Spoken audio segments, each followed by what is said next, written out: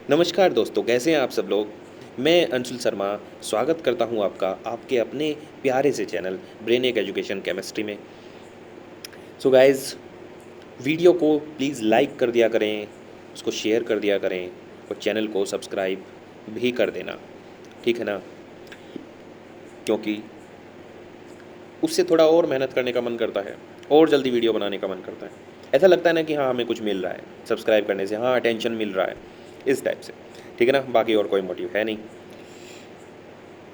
आज का जो टॉपिक है वो रहेगा बेसिक शिक्षा को सफल बनाने हेतु प्रमुख सुझाव क्या दिए गए थे, ठीक है, कमेटी समिति द्वारा, कि कौन कौन से सुझाव जो हैं वो इसको सफल बनाएंगे, ठीक है। उन पे हम आज चर्चा करेंगे और उसके बाद देखेंगे कि इसकी असफलता के प्रमुख कारण कौन कौन से थे, जो कि इससे भी ज़्यादा इंपॉर्टेंट टॉपिक रहेगा इसी वीडियो का। Clear guys. पहले सुझाव से शुरू करते हैं कि बेसिक शिक्षा जो है वो शहर तथा गांव दोनों के लिए होनी चाहिए। जो गांधी जी की बेसिक बुनियादी वर्धा शिक्षा योजना थी वो सिर्फ गांव के बच्चों के लिए थी, अर्बन सिटीज़ के लिए नहीं थी, रूरल एरिया के लिए थी ओनली। Clear guys.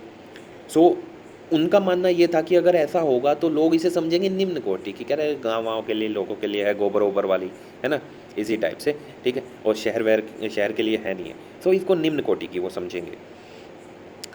दूसरा सुझाव था कि बेसिक शिक्षा की पाठ्यवस्तु को सामाजिक वातावरण, प्राकृतिक वातावरण के साथ अनुबंधित करके पढ़ाया जाता है। जो पाठ्यवस्तु है उसको सामाजिक वातावरण, प्राकृतिक वातावरण के साथ अनुबंधित करके पढ़ाया जाता है, ठीक है, बॉन्ड बना के। इसमें एक दो पॉइंट है। पहला पॉइंट ये कि इसमें जो अनुबंध के साथ पढ़ाए जाने वाले विषय हैं केवल उन्हें ही अनुबंधित करके पढ़ाया जाए, बाकी जो विषय इस टाइप से नहीं पढ़ाए जा सकते उनको किसी दूसरी तकनीकों से पढ़ाया जाए, है कि नहीं। तो सेकंड बॉक्स में आप देख रहे हैं, इधर दिख रहा है ना सेकंड बॉक्स, जो बातें अनुबंधित प्रणाली से नहीं पढ़ाई जा सकती उन्हें दूसरी किसी तकनीक से, किसी प्रणाली से पढ़ाया जाए। क्योंकि ऐसा है, अगर कोई चीज़ है और एक तरीका है उस काम को करने का और वो सही नहीं है, मान लिया जिससे हम कर रहे हैं उस काम को, वो कार्य करने का सही तरीका नहीं है, तो वो एक तो काम करने में अच्छा नहीं रहेगा, लेट होगा, एफर्ट ज़्यादा लगेगा और वो कार्य थोड़ा बोरिंग फील होगा, ठीक है। अनुबंधित प्रणाली, यहाँ पे लिखा है, अनुबंधित प्रणाली किसी भी दशा में यांत्रिक, नीरस व थोपी हुई नहीं होनी चाहिए। यांत्रिक का मतलब ऐसा है जैसे रोबोट को बोल दिया कि चल बेटा काम कर, तो वो लग जाता है बिना किसी सवाल के, ठीक है। नीरस मतलब वही उबाऊ, बोरिंग नहीं होनी चाहिए, ठीक है, ज़बरदस्ती वाली नहीं होनी चाहिए। पॉइंट नंबर थर्ड, हस्तकला और उत्पादकता का अपना महत्व है। हस्तकला और उत्पादकता का अपना महत्व है भाई। हस्तकला भी का अपना रोल है और उत्पादन जो हम करते हैं कृषि में, ठीक है, या किसी कारखानों में भी, उनका अपना महत्व है। परंतु पुस्तकीय पठन पाठन को गौण नहीं समझना चाहिए, क्योंकि समिति ने जो है 5.5 घंटे में से 3 घंटे 20 मिनट हस्त कौशल को दिए थे, ठीक है ना। बहुत कम समय पुस्तकीय ज्ञान के लिए रखा था, जबकि हमें बराबर ज्ञान उनको भाई पुस्तकीय ज्ञान की भी ज़रूरत है और प्रैक्टिकल ज्ञान की भी ज़रूरत है। पॉइंट नंबर 4, हस्तकला का चुनाव शैक्षिक वातावरण तथा संभावनाओं के आधार पर ही होना चाहिए। ऐसा नहीं है कि सपोज करो गुजरात में ढोकला खाते हैं, अपने यहाँ नहीं खाते भैया, कौन खाएगा, नहीं अच्छा लगेगा, है कि नहीं।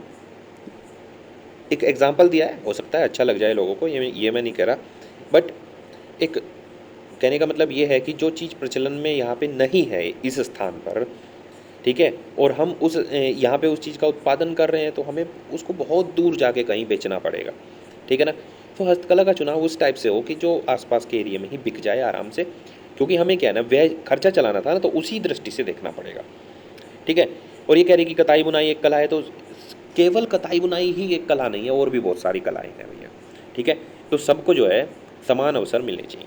अब आता है भाई मेन टॉपिक, जो मैं बता रहा था, बहुत देर से परेशान हो रहा था कि भैया कब आए, ये आ गया। देखो, असफलता के कारण क्या क्या हैं, इन कारणों को आप बहुत अच्छे से, बहुत ध्यान से पढ़ लेना और इनको याद रखना भैया। तो दोस्तों चलते हैं पॉइंट नंबर 1 की ओर। मोस्ट इंपॉर्टेंट है, मैं फिर से बता रहा हूँ, 15-20 स्टार लगा लो इस पर। वर्धा शिक्षा योजना को पूरे देश में लागू न करना, ठीक है, वो हो ही नहीं पाई, क्योंकि जो अंग्रेजी शासन था उस 1937 की बात है ना, अक्टूबर 1937, 22-23 अक्टूबर 1937, है ना। चलो उसके बाद में मैं आपको बताऊं तो जो प्रोसेस स्टार्ट हो गया था वो दिसंबर 1937 के बाद प्रोसेस स्टार्ट हो गया था, क्योंकि अब सपोज़ करो सरकार ने किसी योजना को आज बताया तो योजना वो आज लागू नहीं हो सकती, है ना भाई। कोई एक घर तो है नहीं जिसमें 4 सदस्य हैं, एक बहुत बड़ा परिवार मतलब देश है ना, बड़ा परिवार से मतलब देश है ना, जिसमें बहुत सारे लोग रहते हैं, ठीक है, अरबों में जनसंख्या है। सो उसमें किसी चीज़ को लागू करने में टाइम लगता है, ठीक है। अब उस चीज़ में भी शासन अगर खिलाफ हो जाए तो भैया वो मुश्किल हो जाएगा उस चीज़ को लागू करना पूरे देश में, ठीक है। तो ब्रिटिश शासन इसके विरुद्ध था और पूरे देश में ये योजना लागू नहीं हो पाई।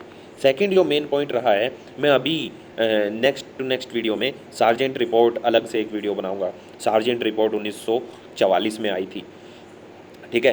तो सार्जेंट रिपोर्ट जो है, इसने क्या किया कि अपनी एक नीति अलग से बनाई जो कि कॉन्वेंट स्कूलों के लिए थी, और इस योजना का बहिष्कार किया, ठीक है। तो इसको ऊपर नहीं उठने दिया, और अंग्रेजी शासन था तो वो अपने जो है अपने लोग की रिपोर्ट पे जो है ना, और अपनी तरह की शिक्षा, क्योंकि वो अंग्रेजी शिक्षा के लिए थी, है ना, तो उसी पे बल दिया जाएगा। थर्ड पॉइंट जो था, ब्रिटिश सरकार अपनी शिक्षा नीति पर अपनी शिक्षा जो नीति थी, है ना, ये मैकाले के बाद की बात है भाई। सर जॉन सार्जेंट नाम था इनका, ठीक है, सर नहीं लगाते हम, सिर्फ जॉन सार्जेंट लिखो, ठीक है। सर होगा अपने घर का, ये राज करके चला गया, बताओ हम पे, है कि नहीं। तो हाँ, ब्रिटिश सरकार जो है अपनी शिक्षा नीति जो थी वो हम पर थोपना चाहती थी कि हम इंग्लिश सीखें, है ना, हम कॉन्वेंट स्कूलों में पढ़ें और हम उनकी ऐसी गुलामी करते रहें, ठीक है ना। सो उस पर बल दिया और इस नीति को गांधी जी को दबा दिया गया। पॉइंट नंबर 4 है, स्वतंत्रता के बाद सरकारी तंत्र की उदासीनता। जब स्वतंत्र भी हो गए थे 1947 में, हम स्वतंत्र हो गए मान लिया, ठीक है ना, मान लिया क्या हो ही गए थे ना, ठीक है ना। सो उसके बाद जो हमारी सरकार थी उसने उच्च शिक्षा पे ध्यान दिया, 12वीं के बाद की शिक्षा, विश्वविद्यालय वाली शिक्षा, ठीक है।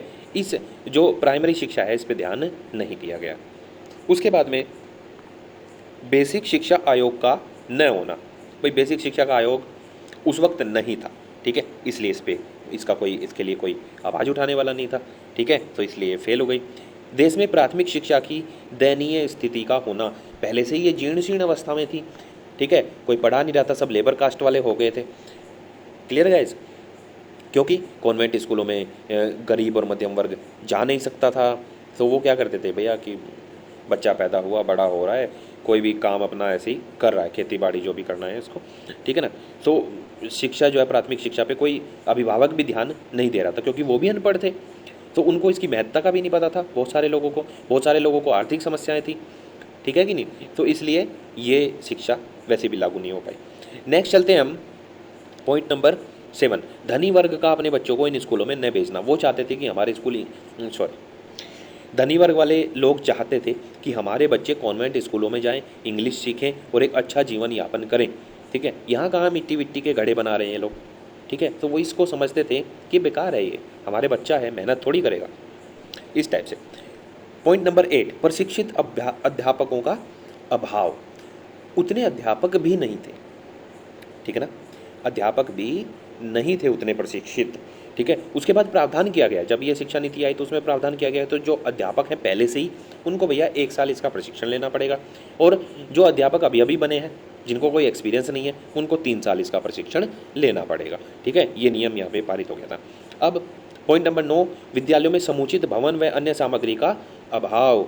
विद्यालयों में समुचित जो भवन वगैरह थे वो जितने चाहिए थे उतने थे ही नहीं, या था ही नहीं बिल्कुल भी। कहीं चौपाल में, कहीं नीम के पेड़ के नीचे, कहीं पे बरगद के पेड़ के नीचे, इस टाइप से जो है ना स्कूल चले थे, ठीक है ना। ऑपरेशन ब्लैक बोर्ड आया, उसके बाद जो है 2-2 कमरे और एक बरामदा पारित हुआ कि नहीं भाई सभी प्राइमरी स्कूल में 2 कमरे तो कम से कम होने ही चाहिए, कि बरसात हो जाए तो बच्चे कहाँ बैठेंगे। उससे पहले तो ऐसे ही चौपाल वपाल में चलता था। पॉइंट नंबर 10 है, गरीबी व बेकारी। अब गरीब लोग हैं, कहाँ पढ़ाएगा भैया, है कि नहीं।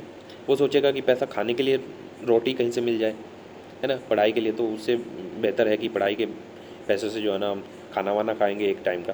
तो गरीबी और बेकारी बहुत ज़्यादा थी, बहुत बुरे हालात थे उस वक्त। जितने हम लोग अब मज़े उड़ाते हैं ना, जितने हम लोग अब बनावटी जीवन जी रहे हैं, उस वक्त बहुत दयनीय स्थिति थी, बहुत हालात ख़राब थे। बहुत संघर्षों के बाद आज़ादी मिली, लेकिन फिर भी लोगों ने देखो अपनी जान की परवाह न करते हुए भी आज़ादी के लिए संघर्ष किया, वो लड़े, ठीक है, हम लोगों के लिए, समझे। सो रेस्पेक्ट करें अपने नेशन की, राष्ट्र प्रेम की भावना अपने में डेवलप करें, ठीक ठीक है, और एक अच्छे समाज का निर्माण करें, अच्छे कार्य करें। Clear guys? सो आज की वीडियो को फिनिश करते हैं यहीं पे। और बेसिक शिक्षा की असफलता के कारण अच्छे से आप याद रखना, इनको ध्यान रखना। और जो इनमें जो ये आया है, ठीक है, चीज़ें आ रही हैं कि अभी मैंने ऑपरेशन ब्लैक बोर्ड का नाम लिया था, सार्जेंट रिपोर्ट की बात है, तो ये सारी मैं वीडियो लेके आ रहा हूँ अगले 1-2 दिन में ही। ठीक है, सारी वीडियोज़ आपको आ जाएंगी कि जो है शिक्षा की क्या स्थिति थी और किन किन अंग्रेज लोगों ने हमारी शिक्षा को दबाने की कोशिश की, वो मैं सारी आपको बताऊंगा डेट और सन के साथ। Clear guys? टिल देन आप पढ़ते रहें, आगे बढ़ते रहें, इनको अपने नोट्स में नोट जरूर कर लें। शॉर्ट में मैं लिखवाता हूँ लेकिन बहुत अच्छे से है, ठीक है, आपके लिए मेहनत की जा रही है। सो दोस्तों, पढ़ते रहें, आगे बढ़ते रहें। All the best.